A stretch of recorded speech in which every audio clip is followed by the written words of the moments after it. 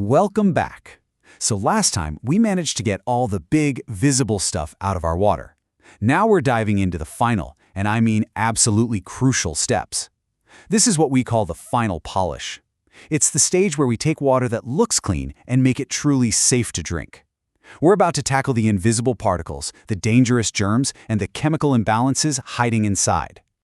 So you look at this glass of water, and it seems perfect, right? Crystal clear. But is it actually safe? Well, not yet. Lurking inside are microscopic threats we can't see, but trust me, they can make us really sick.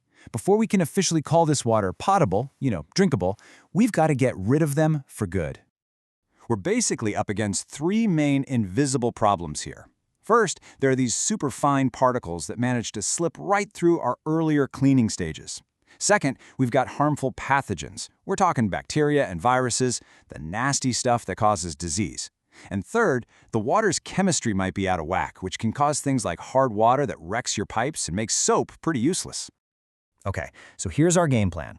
We're going to start with filtration to physically catch those tiny particles. Then we move to disinfection, the kill step for any germs. After that, we'll fine-tune the chemistry to get it just right. And to wrap it up, we'll even look at the incredible process of turning salt water into fresh, clean drinking water. First up, filtration. I want you to think of this as the ultimate high-tech sieve. It's the physical barrier we put up to catch all that fine, suspended stuff that was sneaky enough to escape the sedimentation process. This is where we catch the microscopic leftovers. So how do we filter out these tiny particles? Well, there are two main approaches, and you can really think of them as the tortoise and the hare of the water world.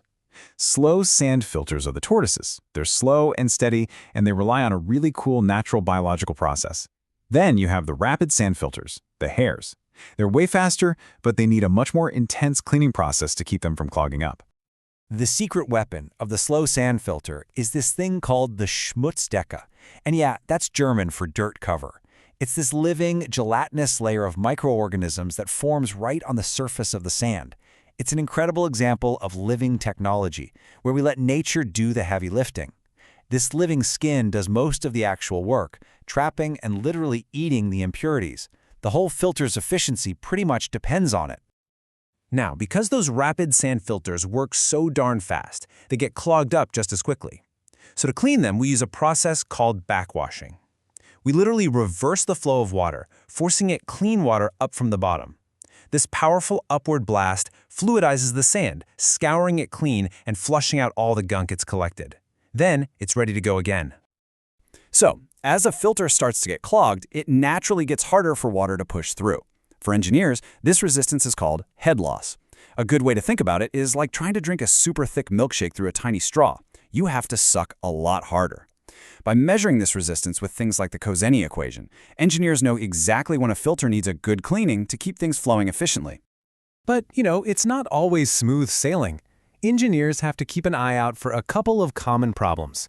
Air binding can happen when heavy clogging creates a sort of vacuum effect, pulling air out of the water and trapping bubbles in the filter. Then there's mud balling, which is exactly what it sounds like. Sticky particles clump together into little balls, which reduces the filter's effectiveness. Both of these are managed by making sure you backwash on time and do it right. All right, we've filtered out the particles. Now it is time for the kill step, disinfection. This is where we declare all-out war on those invisible germs, the pathogens that can make us sick. The most common weapon in our arsenal is chlorine. When you add chlorine to water, it reacts to form two acids, hypochlorous acid, or HOCl, and hydrochloric acid. Now, it's that hypochlorous acid that's the real powerhouse. It's an incredibly effective killing agent that just tears through bacteria and viruses. And this chart illustrates a totally critical point. The power of our disinfectant isn't a constant. The concentration of that powerful HOCl is hugely dependent on the water's pH and temperature. Just look at the graph. Once the pH gets above about 7.5, the amount of effective HOCl plummets, because it converts into the much, much weaker hypochlorite ion. So this all leads to a crucial concept for disinfection called breakpoint chlorination. This means we add just enough chlorine to do three things. First, satisfy all the other chemical reactions in the water. Second, destroy the pathogens. And third, and this is key, establish a stable, measurable amount of free chlorine that stays in the water. This leftover amount is called the residual, and it's vital for protecting the water from any new contamination as it travels through miles of pipes to get to your home. Now, while chlorine is the most common disinfectant, it's not the only game in town. Ozonation is an even more powerful killer, but it's expensive and, importantly, it leaves no protective residual. Then there's ultraviolet light, or UV. It's also super effective, especially against viruses. But it also doesn't leave a residual, and it only works if the water is really clear. As you can see, every method has its pros and cons. Okay, the water is filtered, the germs are dead, we are almost at the finish line. We're now moving on to fine-tuning its chemical quality. This is where we tackle issues like water hardness and get rid of anything that might cause weird tastes or smells. So, hardness in water is mostly caused by dissolved calcium and magnesium ions. To get rid of it, we've got two main strategies. The lime soda process involves adding chemicals that cause those hardness minerals to precipitate or turn into solids so we can remove them. The other method is ion exchange, which uses a special resin to literally swap the hard calcium and magnesium ions for soft sodium ions.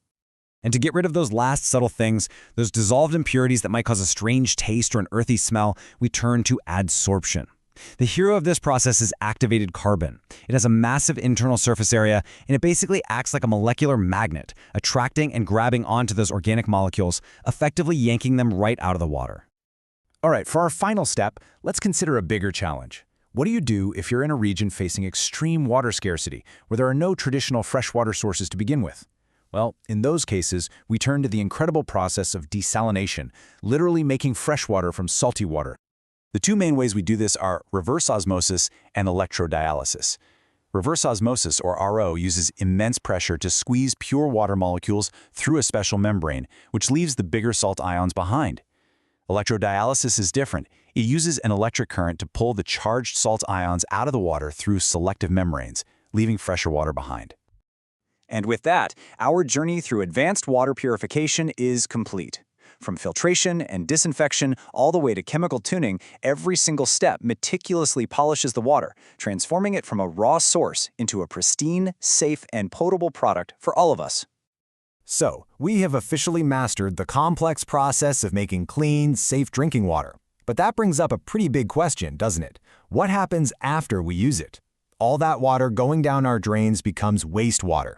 In our next explainer, we're going to flip the script and tackle the other side of the water cycle, the critical world of sewage management, how we characterize, treat, and safely dispose of our wastewater. See you then.